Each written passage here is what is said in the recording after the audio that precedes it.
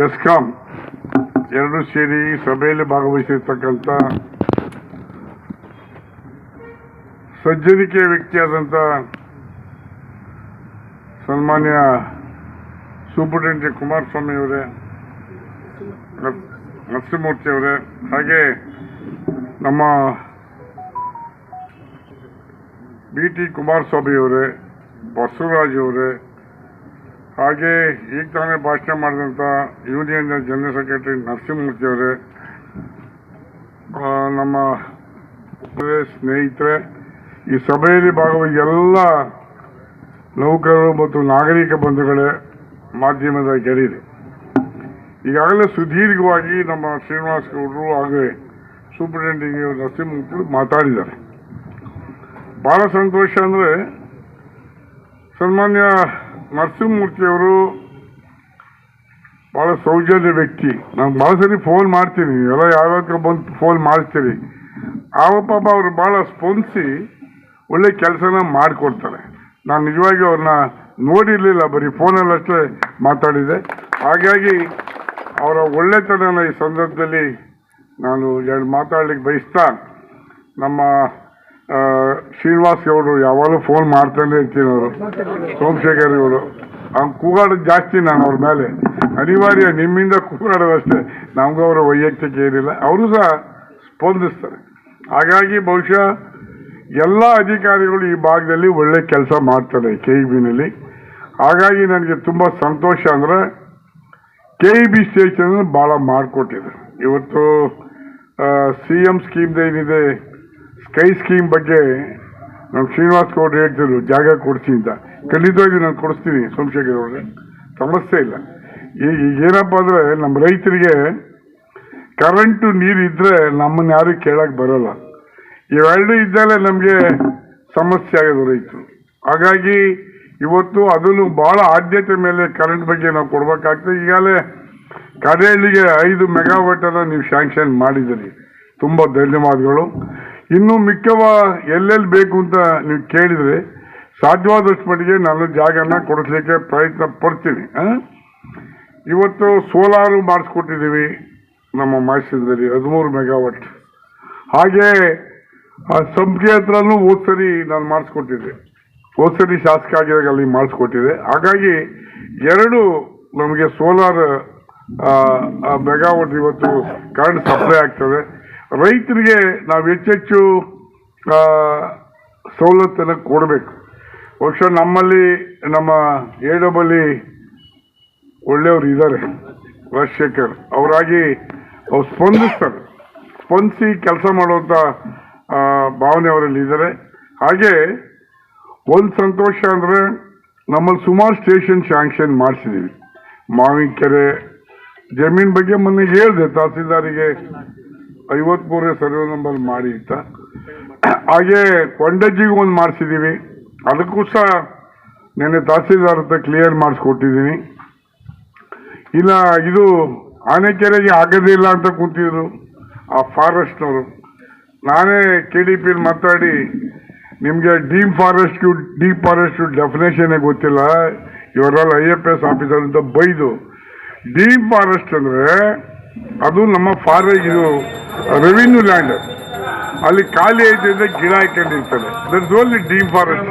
ನೀವು ಮರ ನೀವು ಕಡ್ಕೊಳ್ಳಿ ಅಂತ ಗಲಾಟೆ ಮಾಡಿಸಿ ಅಲ್ಲಿಗೆ 2 ಎಕರೆ KEBಗೆ 7.5 ಎಕರೆ ಇಂದಿರಾ ಗಾಂಧಿ ಸ್ಕೂಲಿಗೆ ನಮ್ಮ ಮುಂಜೂರು ಮಾಡಿಸ್ಕೊಟ್ಟಿದ್ವಿ. ಅದು ಹಂಗಾಗಿ ಈ ಫಾರೆಸ್ಟ್ನವ್ರು ಎಲ್ಲದಕ್ಕೂ ಅಡ್ಡ ಬರ್ತಾರೆ. ಅದಕ್ಕೆ ಸ್ವಲ್ಪ ರೂಲ್ಸ್ ಎಲ್ಲ ತಿಳ್ಕೊಂಡು KDPನಲ್ಲಿ ಮೀಟಿಂಗಲ್ಲಿ ಬೈದ್ರೆ ಸುಮ್ಮನೆ ಆಯ್ತಾರೆ. ಹಾಗಾಗಿ ಇವತ್ತು ಭಾಳ ಕೆಲಸಗಳಾಗ್ತವೆ. ಸಾಲಕ್ಕೆ ಬರಗಾಲ, ತುಂಬ ಬರಗಾಲ. ಏನು ನೀರು ನಮ್ಮ ತಾಲೂಕಲ್ಲಿ ಸ್ವಲ್ಪ ಇದೆ, ಕೆಲವು ಕಡೆ ನೀರೇ ಇಲ್ಲ. ಜಾಯಿಂಟ್ ಸೆಕ್ರೆಟರಿ ಅವರೇ, ನೀರೇ ಇಲ್ಲ. ನಮ್ಮಲ್ಲಿ ಏನೋ ಸ್ವಲ್ಪ ಹೋದ್ಸರಿ ಆಸರಿ ಗಲಾಟೆ ಮಾಡಿ ಕೆರೆ ಕಟ್ಟೆ ಅರ್ಧ ತುಂಬ್ಕೊಂಡವೆ. ನಮ್ಮ ರೈತರು ಬೇರೆ ಬರ್ತಾರೆ, ಮಣ್ಣು ಹೊಡೆಯೋಕ್ಕೆ ಜಾಗ ಕೊಡ್ಸೋಣ ಕೆರೆಯಲ್ಲಿ ಅಂತ. ಏನು ಹೇಳೋದು, ಅವ್ರಿಗೂ ಕೊಡಿಸ್ಬೇಕು. ಅದೊಂದು ಡಿಸಿಷನ್ ತಗೊಂಡಿದ್ದೀವಿ ಡಿಸಿಷನ್ ಮೀಟಿಂಗ್ನಲ್ಲಿ. ಎಲ್ಲೆಲ್ಲಿ ಕೆರೆ ಇರ್ತದೆ ರೈತರು ಹೊಡ್ಕೊಳ್ಳೋಕ್ಕೆ ಕೊಡಿ ಅಂತ.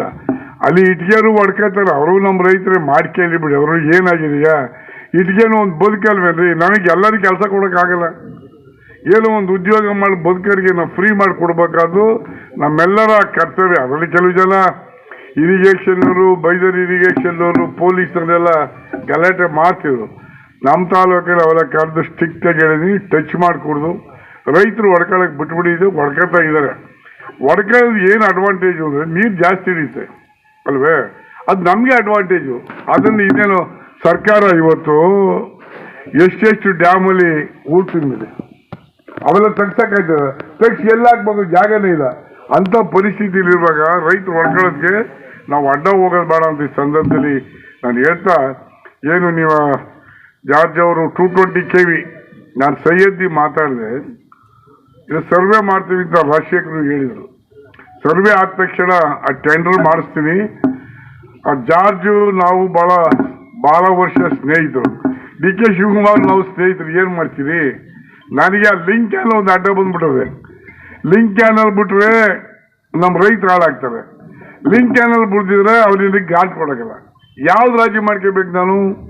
ನನಗೆ ರೈತರೇ ಮುಖ್ಯ. ಕೆಲಸ ಒಂದು ಕಡಿಮೆ ಆಗಲಿ ಏನು ಚಿಂತೆ ಇಲ್ಲ. ಹಾಗಾಗಿ ಲಿಂಕ್ ಕ್ಯಾನಲ್ ಬಿಟ್ರೆ ಅನಾಹುತ ಏನಾಗ್ತದೆ. ಇವತ್ತು ಬರಗಾಲ, ಇನ್ನು 15 ದಿವಸ ಬಿಟ್ರೆ 100 ಬೋರ್ ಫೇಲ್ ಆಗ್ತವೆ. ಇವಾಗ ಟಾಸ್ಕ್ ಬೋರ್ ಕುಡಿಯೋ ನೀರಿಗೆ ಅಪ್ರೂವ್ ಮಾಡ್ತೀವಿ, ಆದರೆ 1200 1300 ಹೋದ್ರೂ ಸಹ ಕುಡಿಯೋ ನೀರು ಸಿಗ್ತಿಲ್ಲ. ಸರ್ಕಾರ ಕೊಟ್ಕೋತೀವಿ. ಇವತ್ತು ರೈತ 2 ಬೋರ್ ಫೇಲ್ ಆಗೋ ಒಂದು ಕಥೆ ಏನಾಯ್ತದೆ. ಅದರಿಂದ ಲಿಂಕ್ ಕ್ಯಾನೆಲ್ಲ ಬಿಟ್ಕೊಡಕ್ಕೆ ಆಗೋದಿಲ್ಲ. ನೋಡೋಣ ಅದು ಏನಾಯ್ತದೆ ಆಗಲಿ. ಅದ್ರ ಬಗ್ಗೆ ನಾನು ರೈತರ ಪರ ನಾವು ಹೋರಾಟ ಮಾಡ್ತೀವಿ ಈ ಸಂದರ್ಭದಲ್ಲಿ ಹೇಳ್ತಾ, ಏನಿವತ್ತು 220 KV ಆದರೆ ನಮ್ಮೆಲ್ಲ ಅಧಿಕಾರಿಗಳು ಅವ್ರ ಶ್ರಮ ಇದೆ. ನಾನು ಒಬ್ಬಂದು ಏನಲ್ಲ, ಬರೀ ನಾನು ಹೇಳ್ಬಿಟ್ರೆ ಏನಾಗೋದಿಲ್ಲ. ಅವರೆಲ್ಲ ಶ್ರಮದಿಂದ ನಾವು ಸ್ವಲ್ಪ ಮೇಲ್ಭಾಗದಲ್ಲಿ ಪುಷ್ ಮಾಡಿದ್ರೆ ಅವೆಲ್ಲ ಆಗಿದೆ, ಸಂತೋಷ. ಅದು ಬಹುಶಃ ನಮಗೆ ಚಿಕ್ಕನಾಯಕನಹಳ್ಳಿ, ಚಿಪ್ಟೂರು, ತುರುವೇಕೆರೆಗೆ ಒಂದೇ KB ಕ್ರಾಸ್. ಈಗ ನಮಗೆ ಸಪ್ರೇಟ್ ಆದರೆ ಬಹುಶಃ ಸಮಸ್ಯೆ ಆಗಲಿಕ್ಕಿಲ್ಲ ಅಂತ ಹೇಳ್ತಾ, ಈಗೇನು ಸ್ಕೈ ಸ್ಕೀಮ್ ಅಂತ CM ಸ್ಕೈ ಸ್ಕೀಮನ್ನು ಮಾಡಿದ್ದಾರೆ, ಅದು ಭಾಳ ಉಪಯೋಗ ಆಗ್ತದೆ. ಪ್ರತಿಯೊಂದು ಸ್ಟೇಷನ್ ಸಹ ಉಪಯೋಗ ಆಗ್ತದೆ. ಅದಕ್ಕೆ ದಯಮಾಡಿ ಮಾಡಿ ಅಂತ ಹೇಳ್ತಾ, ಏನಿತ್ತು ಮೊನ್ನೆ MD ಅವ್ರ ತಗ ಹೋಗಿದ್ದೆ ನಾನು. MD ಅವರು ನಮ್ಮ ನಾಮಂಗಲ ತಾಲೂಕ್ತಾರೆ, ಬೇರೆ ಯಾರೆಲ್ಲ. ಅಲ್ಲಿ ಅದು ಯಾವ 50 ಲೈನ್ ಮೇಲೆ ಕೇಳಿದ್ದೀನಿ. 50 ಆಗಲ್ಲ, 30 ಕೊಡ್ತೀವಿ ಅಂತ ಹೇಳಿದ್ದಾರೆ. ಕೊಡ್ಬೋದು ಒಂದು 30. ಆದರೆ ನಮ್ಮ ಲೈನ್ ಮ್ಯಾನ್ಗಳು ಸಹ ಒಳ್ಳೆ ಕೆಲಸ ಮಾಡ್ತಾರೆ, ನಾನು ಯಾರಿಗೂ ಬೈಯಲ್ಲ. ಇಲ್ಲಿ ನಮ್ಮ ಬಸವರಾಜ್ಗೆ ಒಂದು ಕಿವಿ ಮಾತು ಹೇಳಕ್ಕೆ ಬಯಸ್ತೀನಿ. AWD ಸಿವಿಲ್, ಯಾಕೆಂದರೆ ಅಧ್ಯತ ತಪ್ಪು ತಿಳ್ಕೊಬೇಡಿ. ನನಗಿಂತ ಉದ್ದುದ್ದಾಗ ಅವರ ಲೈನ್ ಮ್ಯಾನ್ಗಳು ನೋಡಿ ಅಲ್ವಾ, ಆ ರೂಮು ಸಾಕಾಯ್ತದ, ಜಾಗ ಆಯ್ತಲ್ಲ ಮಾಡ್ರಿ. ಏನಾಗಿದೆ ಅಂದರೆ ಮಾಡುವಾಗ ಎಲ್ಲ ಸ್ಪೆಷಲಿ ಕೊಟ್ಟು ಮಾಡಿದ್ರೆ ಅನುಕೂಲ ಆಗ್ತದೆ. ಯಾತಿಗೆ ಜಾಗ ಇಲ್ಲದ್ರೆ ಏನಪ್ಪ ಅನ್ಬೇಕು. ಈಗ ಅವ್ರಿಗೂ ಕೈ ಕಾಲು ನೀಡ್ಕೊಂಡು ಮನೆಗೆ ಅಲ್ವಾ. We cannot discriminate line man officer discriminate ಮಾಡೋದು ಬೇಡಲ್ಲ. ನಾವೆಲ್ಲರೂ ಸಹ ಸಮಾನವಾಗಿ ಚಿಂತನೆ ಮಾಡುವಂಥ ಜವಾಬ್ದಾರಿ 21ನೇ ಶತಮಾನದಲ್ಲಿ ನಾವು ಇದ್ದೀವಿ. ನಾವು ಚಿಂತನೆ ಮಾಡಬೇಕು. ನಮ್ಮ ಆಶಯದ ಹಿಂಗೆ ಆಗಬಾರ್ದು, ಕ್ಲೀನಾಗಿ ಮಾಡಿಸಿ ದಯಮಾಡಿ. Building construction wise is good, ಅದರಲ್ಲೇನು ಎರಡನೇ ಮಾತಿಲ್ಲ. ತುಂಬ ಚೆನ್ನಾಗಿ ಮಾಡಿದ್ದೀರಿ, I too appreciate. But whereas room ತುಂಬ ಚಿಕ್ಕಾಗಿವೆ. ಲೈನ್ ಮ್ಯಾನ್ ಇರಲಿ, ಮತ್ತೊಬ್ಬ ಇರಲಿ, P1 ಇರಲಿ, ಆಫೀಸರ್ಸ್ ಇರಲಿ, ಎಲ್ಲರಿಗೂ ಸಹ ಸಮಾನವಾಗಿ ನಾವು ನೋಡ್ಬೇಕಾದ್ರೆ ನಮ್ಮ ಜವಾಬ್ದಾರಿ ಇದೆ. ನಾವು ದಯಮಾಡಿ ಅದೇ ದುಡ್ಡು ಖರ್ಚು ಮಾಡಿ ಇನ್ನು 2 ಅಡಿ ಜಾಸ್ತಿ ಮಾಡಿದ್ರೆ ಏನು ಬರ್ಡನ್ ಆಗ್ತಿರ್ಲಿಲ್ಲ. ಗೋಡೆ ಕಟ್ಟಿಗೆ ಏನು ಬರ್ಡನ್ ಆಗ್ತದೆ, 2 ಅಡಿ ಇಂತಂಗಟ್ಟು. ಹಾಗಾಗಿ ಆ ರೂಮ್ಸ್ ಅಲ್ಲಿ ಸ್ವಲ್ಪ ದೊಡ್ಡ ಮಾಡಿಕೊಡಿ ಮುಂದಿನ ದಿವಸದಲ್ಲಿ ಅಂತ ಹೇಳ್ತಾ, ಇವತ್ತು ನಮಗೆ ಭಾಳ ಸಂತೋಷ ಅಂದರೆ ಎಲ್ಲ ಅಧಿಕಾರಿಗಳು ಒಂದು ವೇದಿಕೆ ಮೇಲೆ ಕುಳಿತು ನಿಮ್ಮ ಸಮಸ್ಯೆನೂ ಕೇಳ್ತಾರೆ. ಮಾತಾಡಿ, ನಾನು ಹೋದ್ಮೇಲೆ ಬೇಕಾದ್ರೆ ಮಾತಾಡಿ ಕೇಳಿ. ನಿಮಗೂ ಸಹ ಪರಿಹಾರ ಮೀಟಿಂಗ್ ಇಟ್ಟಿದ್ದಾರೆ. ನಿಮ್ಮ ಸಮಸ್ಯೆನೂ ಹೇಳಿ. ಜೊತೆಗೆ ಈ ತಾಲೂಕಿನಲ್ಲಿ ನಮ್ಮೆಲ್ಲರಿಗಿಂತ ಜವಾಬ್ದಾರಿ ನಿಮ್ದಿದೆ. ಕರೆಂಟ್ ಕೊಡಿದ್ರೆ ಏನು ಮಾಡ್ತೀವಿ ನಾವು, ಬರೀ ಕೂಗಾಡ್ಕೊಂಡು ಮನೆಗೆ ಹೋಗ್ಬೋದಷ್ಟೇ. Current is most essential. ರೈತರಿಗೆ education, health, current and water ಇಷ್ಟು ಕೊಟ್ಟರೆ ನೆಮ್ಮದಿ ಜೀವನ ಮಾಡ್ತಾರೆ. ಈಗಾಗಲೇ ಜುಲೈ ಎಂಡಿ ಬರ್ತಾ ಇದ್ದೀವಿ, ಮಳೆ ಬಿದ್ದಿಲ್ಲ, ಜನ ರೈತರು ಹೊಲ ಉತ್ತಿಲ್ಲ. ನೆನ್ನೆನ ಅದನ್ನ ನೋಡಿದೆ, ಡಾಟ್ ಏರಿಯಾ ಏನಾಗ್ತದೆ ಅನ್ಯತಾ ತಪ್ಪು ತಿಳ್ಕೊಬೇಡಿ. ಯಾರೋ ಒಂದಿಷ್ಟು ದುಡ್ಡು ಕೊಡ್ತಾರೆ, ಯಾರೋ ಕಾಂಟ್ರಾಕ್ಟ್ ಒಂದು ಚೀಟಿ ಕೊಡ್ತೀನಿ ಜಾಗರಾಜ ಇದು ಮಾಡು ಅಂತ, ಅವ್ನು ಬಿಲ್ ಬರ್ಸ್ಕೊಂಡು ಹೋಯ್ತಾನೆ. ಅದರಿಂದ ರೈತರಿಗೆ ಅದು ಉಪಯೋಗ ಏನು? ಈಗೇನೋ 1 ಕೋಟಿ ಕೊಡ್ತಾರೆ, ಬೋರಿಗೆ ಕೊಡಿಸಿ ಕುಡಿಯೋ ನೀರಿಗೆ ಆಗ್ತದೆ. ಮಳೆ ಹುಯ್ಬೇಕು, ಮಳೆ ಹುಯ್ದೊತ್ತು ರೈತ ಬದುಕಕ್ಕೆ ಸಾಧ್ಯ ಇಲ್ಲ. ಸುಮಾರು ಕೆರೆ ಎಲ್ಲ ಡ್ರೈ ಆಗ್ತಾ ಬಂದಿವೆ. ಇನ್ನು 15-20 ಅಟ್ಮೋಸ್ಟ್ 1 ಮಂತ್ ಎಲ್ಲ ಕೆರೆ ಡ್ರೈ ಆದರೆ ಭಾಳ ಕಷ್ಟ ಆಗ್ತದೆ.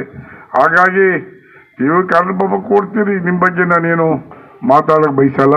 I am appreciating your service this price. ಹಾಗಾಗಿ ತುಂಬ ಖುಷಿಯಾಗಿದೆ ಅಂತ ಹೇಳ್ತಾ ನಿಮ್ಮೆಲ್ಲರಿಗೂ ಹೊಂದಿಸಿ ನಮ್ಮ ಸೂಪರಿಂಟೆಂಡೆಂಟ್ಗೆ, AWಗೆ, ಎಲ್ಲ ಅಧಿಕಾರಿ ನನ್ನ ಕೃತಜ್ಞತೆ ಸಲ್ಲಿಸಿ ನಾನು ಇದಕ್ಕೆ ಹೋಗ್ಬೇಕು. ಇಲ್ಲಿ 11 ಗಂಟೆ ಬರ್ತೀನಿ ಅಂತ ಹೇಳಿದೆ, ರಾಜಕಾರಣಿಗಳು ಗೊತ್ತಲ್ಲ, ಹಾಗಾಗಿ ಗುಬ್ಬಿಗೆ ಹೋಗ್ಬೇಕಾಗಿದೆ. ಹಾಗಾಗಿ ತಮ್ಮೆಲ್ಲರ ಅನುಮತಿಯನ್ನು ಕೋರಿ ನಾನು ನಿರ್ಗಮಿಸ್ತೀನಿ. ತಮ್ಮೆಲ್ಲರೂ ಧನ್ಯವಾದ.